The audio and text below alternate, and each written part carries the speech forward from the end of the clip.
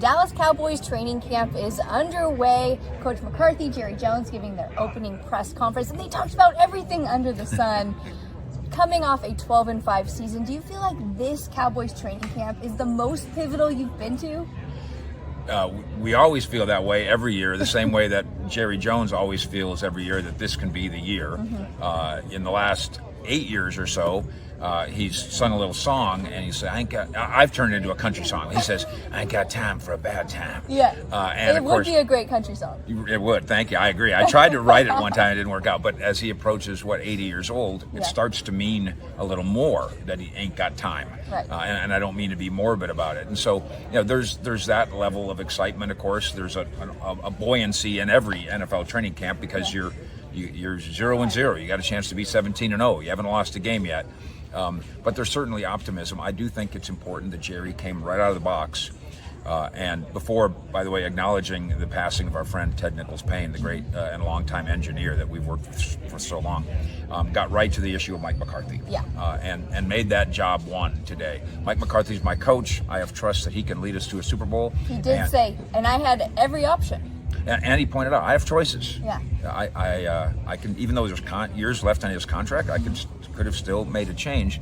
And then he said, not only a Super Bowl this year, but Super Bowls in the future too. Now, after that, in the walk-off, you had a chance to bump into Jerry Jones and talk about not only Mike McCarthy and his job, security, but another high-profile staffer in Dan Quinn. Yeah, defensive coordinator Dan Quinn going into his second season with the Cowboys, and his name was getting thrown around to a whole bunch of head coaching jobs because of the excellent job that he did last season with the Cowboys. And Jerry said in the little, you won't catch it on camera, I don't think. No, but I don't think so. Jerry did say that he kind of was playing poker as far as putting Quinn's name up for being the head coach of the Cowboys, so that it might seem a little bit more of a difficult, daunting task for other teams to come in and try to snatch Dan Quinn away. Kind of a little game of poker, but we'll... Or a game of revisionist history. Yeah. One or the other, because I do think there was a faith shaken as it relates to McCarthy. They were stunned by how that thing went down against the Niners. They were not only outplayed, they were out-physicaled. Yeah. And they were out-physicaled, basically keyed by a wide receiver playing running back. You just can't let that happen. Yeah. And then in terms of discipline, that was a nightmare. 14 penalties in that game. And Zach Martin and other guys have already addressed, we got to fix that. The discipline as it relates to the penalties. And some of that process starts right here in training camp. Yeah, McCarthy said that pre-snap penalties in particular are something that they will be working on throughout the next couple weeks. Of course, when it comes to all training camps, you have to look at the competitions on the roster. And for the Cowboys roster, there's competitions all over the place, but none more important than in the trenches with the offensive line. Do you feel like that is the position group that has the most uncertainty right now? It's weird because I've got a future Hall of Famer at right guard and a future Hall of Famer at left tackle, and yet, that's one of the areas that you want to get better at center.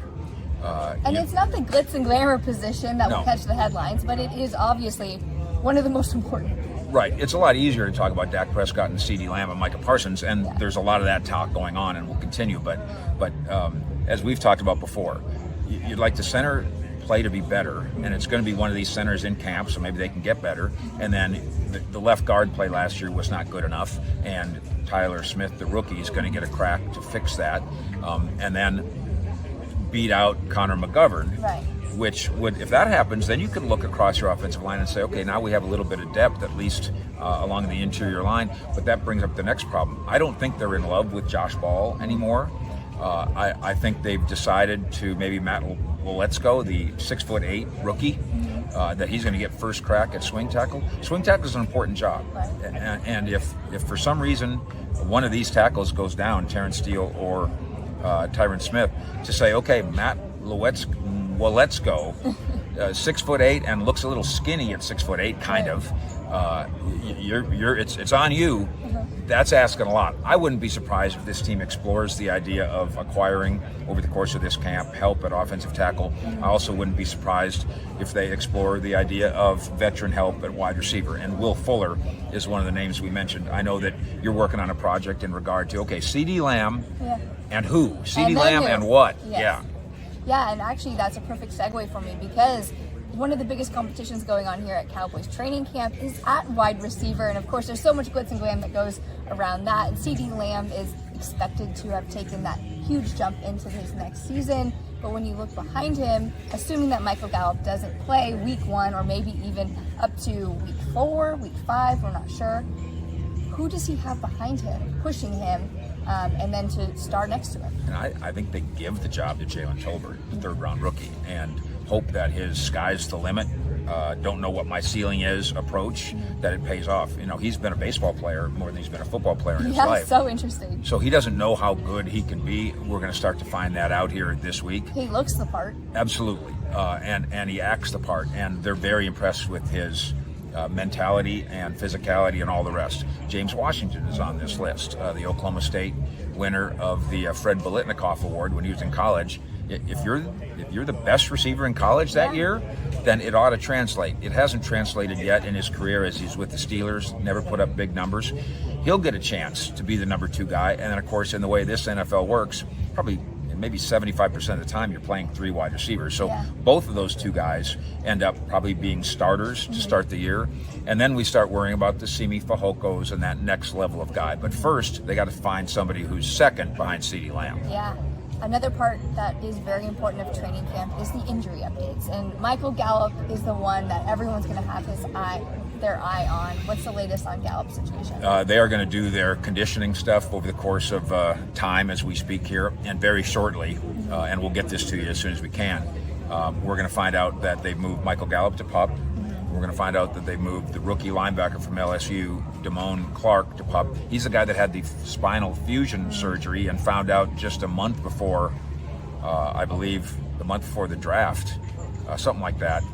You got that issue. And they found that out, by the way, at the scouting combine. It was coincidentally the Cowboys doctors who were doing all the testing who found that in him. And broke the bad news to him. So he's probably not going to participate this year.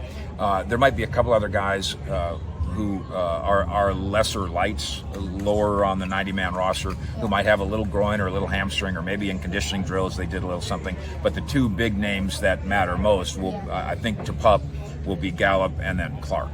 And then as we look at quarterback Dak Prescott, he's entering this training camp healthy. Of course, last training camp suffering that shoulder injury. But he was one of the main reasons that Jerry Jones kept saying in his opening press conference, I'm confident this year we are better than last year because of Dak and because of the coaching staff in place. What do you expect out of Dak this year? Yeah, their roster is not better as we stand here now. Now, in a moment, we're going to bring up the 3 guys that are gone, and we're going to pat ourselves on the back because Jerry Jones acknowledging at this press conference what we've been reporting for months on those 3 particular guys. But for the moment, you can't lose the quality of veterans that they lost for whatever good reasons in your mind that you lost them. And right now replace them with rookies who've never done anything and think we're going to be better. The Dak Prescott part of this, you're asking him to be better. In the first half of last season, he was an MVP candidate. So he's not going to be better than that. I would like him to be better than he was in the second half of the season, and that's part of good health. I do think this is notable too, and this got brought up. I think having Dak Prescott out here in training camp, doing anything out of the ordinary, anything that's not important, for instance, practicing Hail Mary passes. Why? Practice one of them. That's for fun. For Make fun. sure you get it on video. And so you can't put him in mothballs. You can't wrap him in bubble wrap. He's got to play football. But there's a time and a place for him to take even the smallest risk. And the Oxnard practice field, I think the Cowboys have determined, is not that place. Mike Fisher, you wrote a great article about Ezekiel Elliott and this perhaps being his quote-unquote last dance here in Oxnard. What are you hearing about Zeke? It's just foolish to me to write off this guy. And we've reported, because next March will be the first time that there's escapability from his big contract. And so I think they'll change his contract. I think he won't play under this same contract in 2023 for this team. But I've seen people say he could have a great year and they'll still cut. If he has a great year, that means he's still a great player. Why would I give him away?